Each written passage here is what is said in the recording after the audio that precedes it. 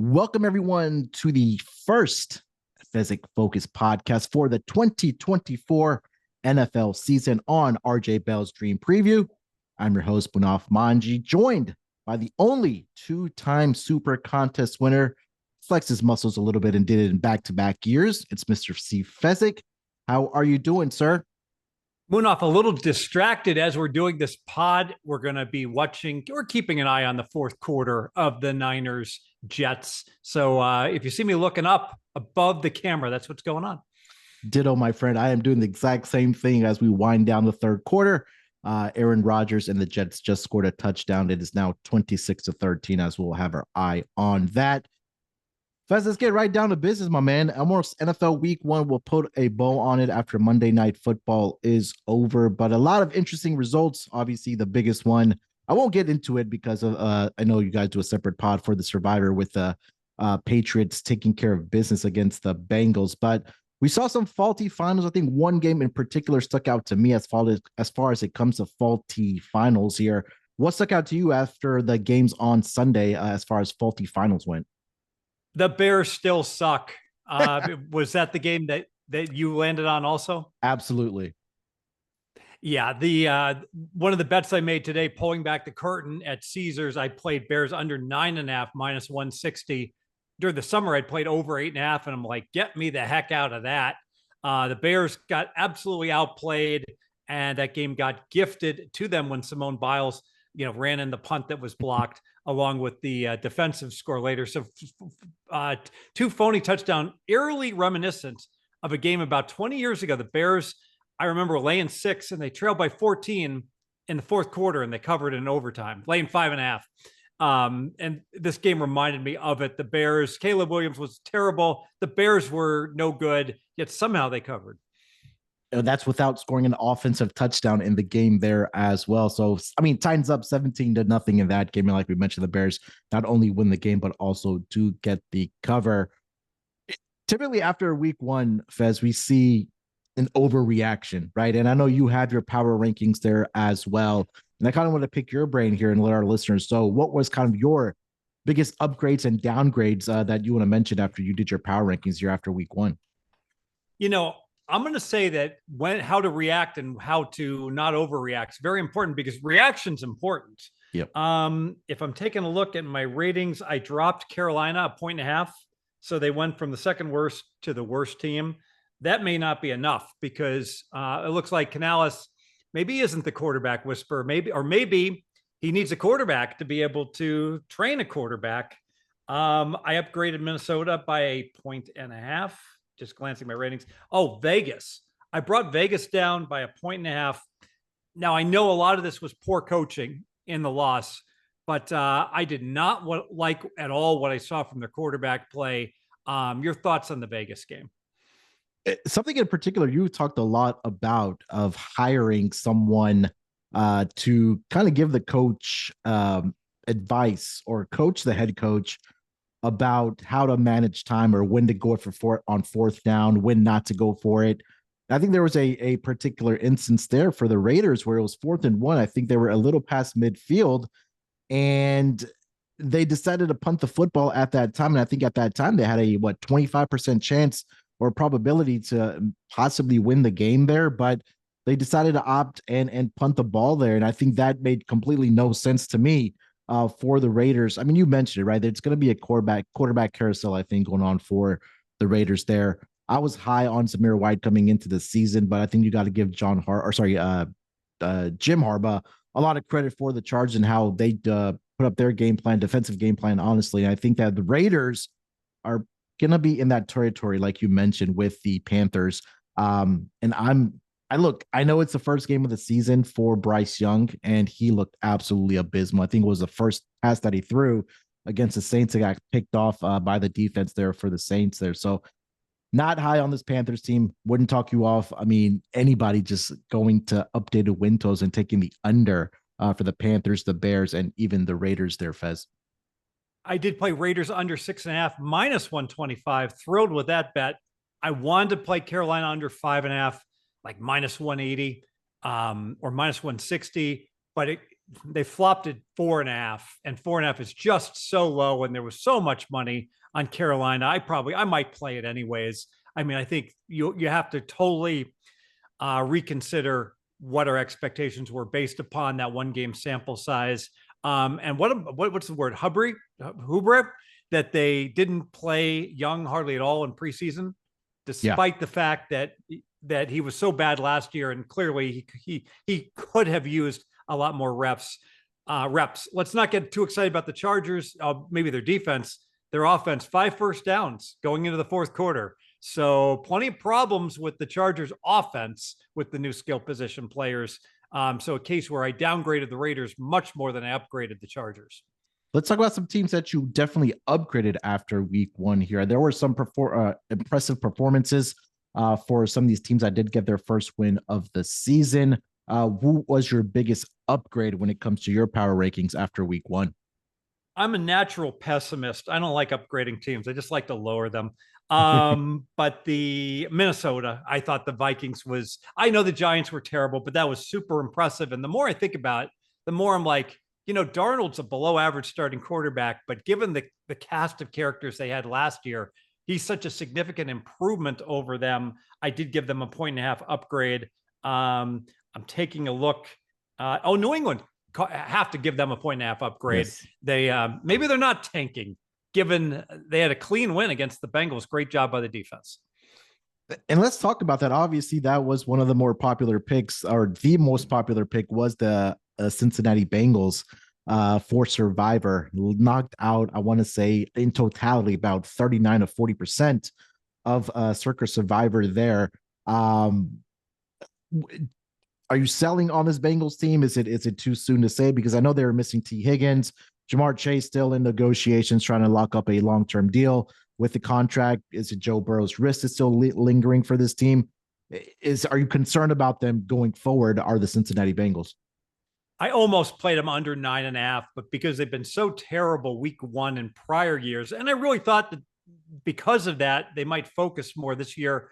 Burrow finally supposedly healthy. We'll see. Terrible performance, though. I might still place them under 9.5 on the Bengals. I bet them to win the division, and I've already ripped that up. That's confetti. We can put that into like the birthday celebration with the balloons. So another example, we don't want to overreact. And to be fair, you got the Higgins and the Chase situation. So maybe it was an unfair sample, but that was no fluke. They just got outplayed. Next week, they take on the defending Super Bowl champions, Patrick Mahomes, at Arrowhead Stadium. So definitely does not get easier for the Cincinnati Bengals. Any other teams, Fez, that you upgraded before we get over to some the kickoff rule? Of just modest upgrades, like by a half point across the board by teams that played well. I did upgrade Tennessee despite not covering because I thought that was fluky. So I did bring them up, and I thought another team that did not cover, Houston, very impressive win against Indianapolis. So I believe I upgraded them half a point as well. Yeah, I'll try not to be too biased with my team here in Houston. I'll save that for another time here. Obviously, we saw a new rule with the kickoff rule and how it would impact, more importantly, totals this upcoming season, Fez. And I think the average field goal position was around, I want to say, and correct me if I'm wrong, 28 to 29 yards for week one. We did see some higher scoring games. I think the most points scored in week one in quite some time. After week one and watching some of the new kickoff rules being implemented and having a bigger sample here, at least for week one, what was kind of your takeaway and how does it impact maybe your betting, maybe on totals or how you're assessing it going forward? Yeah, so I said that totals would increase by like just under 1.5 points per game scoring, and that did play out. Actually, big part of it is I think these NFL teams are correctly saying, you know what, if I mortar kick this thing to the 1, the other team's going to start on like the 28.5. It's not worth the hassle. It's not worth my guys getting hurt, right? With all the contact, I'll just kick it out of the end zone. What's a 1.5 yards? Really doesn't matter. The one exception to the rule is the highly leveraged situation. So Atlanta, I will make the case, lost the game to Pittsburgh at the end of the first half. They're up 4. They're going to go into halftime. There's 31 seconds left. You kick that mortar kick to the 1 yard line. You aim for like the 3 to 5. They run it back to the 28. Tick, tick, 6 seconds go off. Now there's only 25 seconds left. Pittsburgh hands off. Boom, halftime. but you kick it out of the end zone. Now the ball goes to 30. There's still 31 seconds left. Well, now Pittsburgh might try to score, which they did, and they got a field goal. I think that changed possibly the result of the game right there. So teams are going to have to learn to do it correctly. I might add too, the wrong thing everyone says is we should educate the coaches on how to do this. It's like teaching a coach how to solve a Rubik's Cube. It's never going to happen. I mean, they can't play tic-tac-toe properly. Just hire someone who spends all their time doing this, and they'll just say, Coach, you got to go ahead and go for it. I'll explain why later.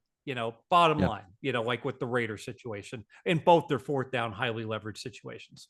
Yeah, something we'll keep an eye on definitely here, because I know there was, I think, the first kickoff return by DJ Dallas of the Arizona Cardinals once this new kickoff rule was implemented this season.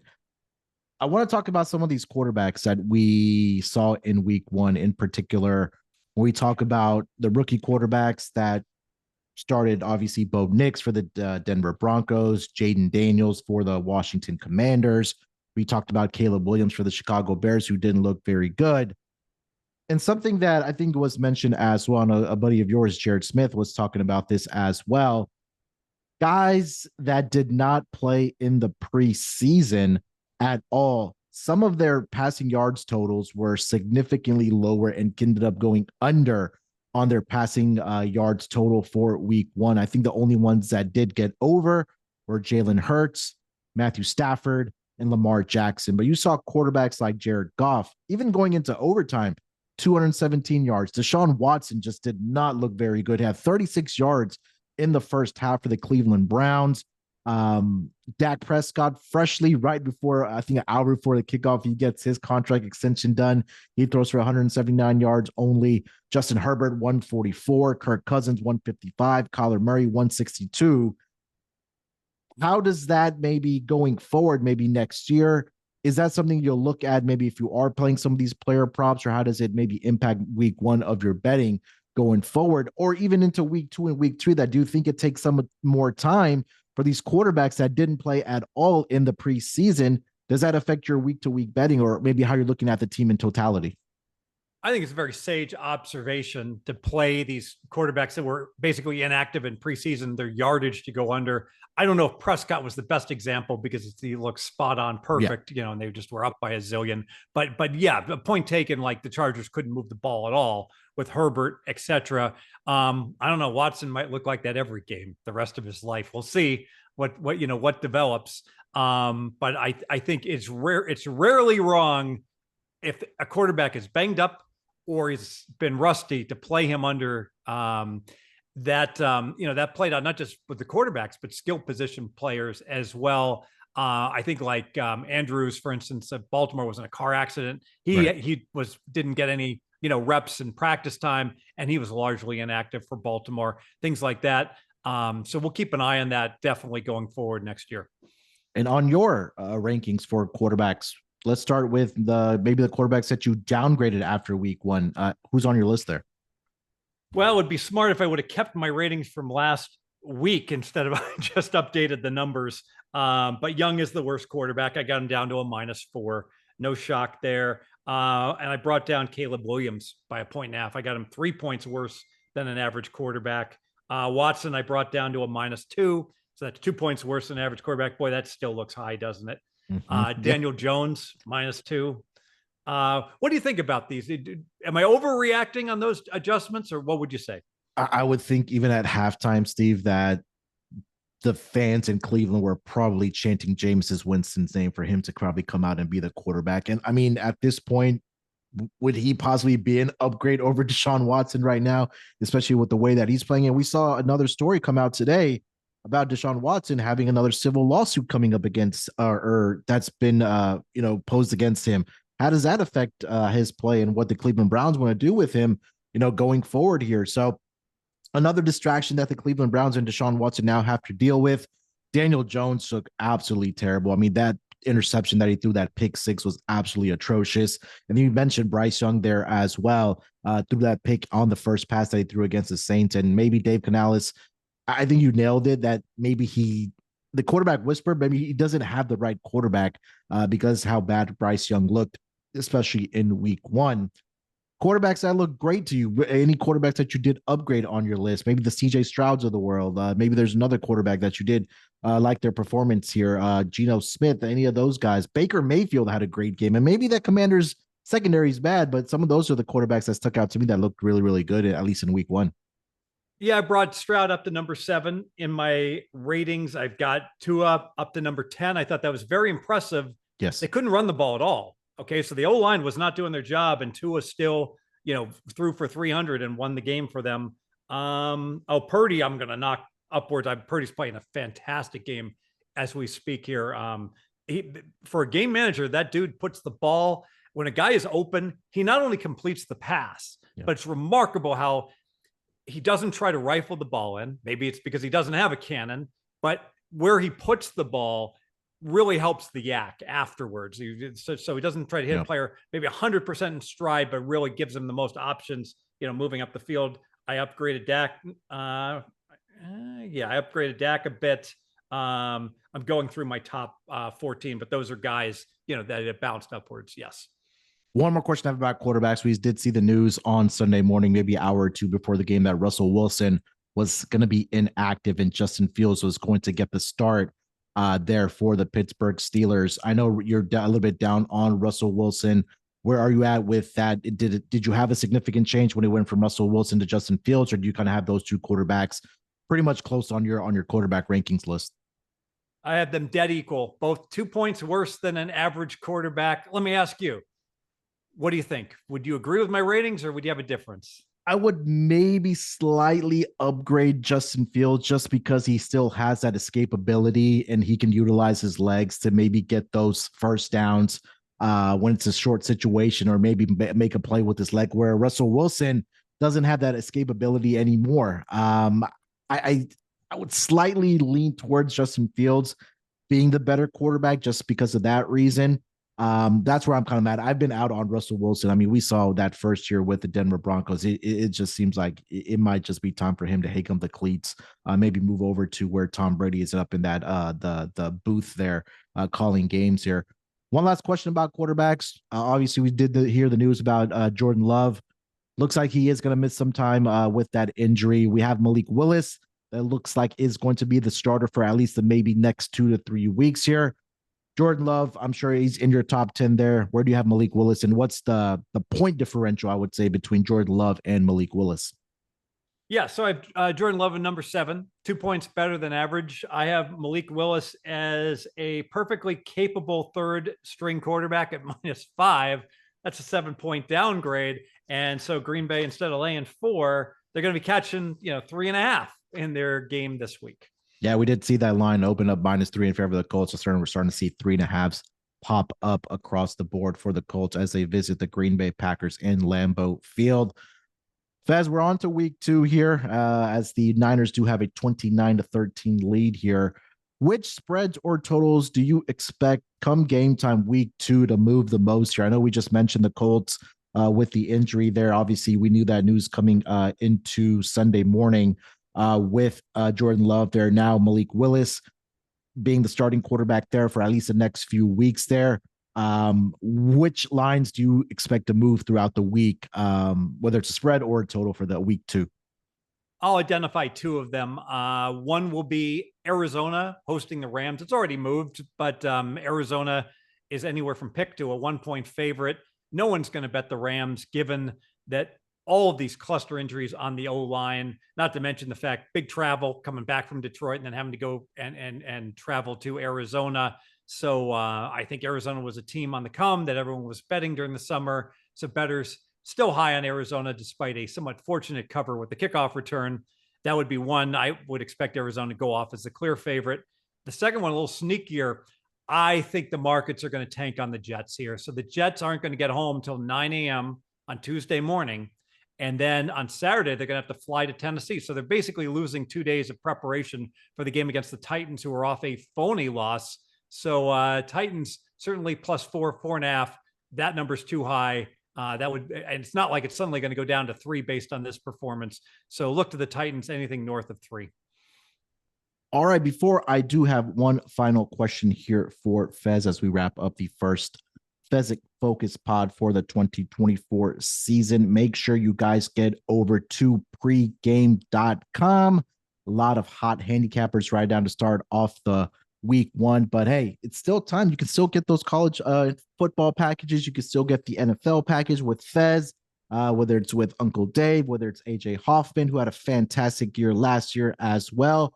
Make sure you guys use that promo code NFL25, NFL25. That'll save you $25 off of anything for listeners of this podcast. Again, NFL25. Fez has been off to a great start. I am 100% sure about that. And like I mentioned, our newest guy, Steve Reeder, there as well. You can catch him on the Props podcast with myself as well. And of course, Sleepy J as well. You can get over there. Make sure you guys get over pregame.com. Make sure you guys use that promo code NFL25. Munaf, personal guarantee. If you buy AJ Hoffman for the year, anyone can lose for a day, a week, a month, and even a season, but so unlikely that AJ Hoffman will lose for the season. He really had such a stellar year last year, and I know how hard he works. Go and all his numbers will be widely available. You'll get them. So sign up for AJ, and if you don't personally win on your betting, I'll personally take you out to dinner myself here in Vegas. Might be a comp to me on the casinos, but I'll take you out. Hey, there you go. Another personal guarantee from Fez to buy you dinner if AJ doesn't become profitable this NFL season. I didn't want to, tout AJ too much, but again, being a fellow Texan there. But again, yeah, like you mentioned, AJ had an absolutely fantastic year last year in the NFL and college.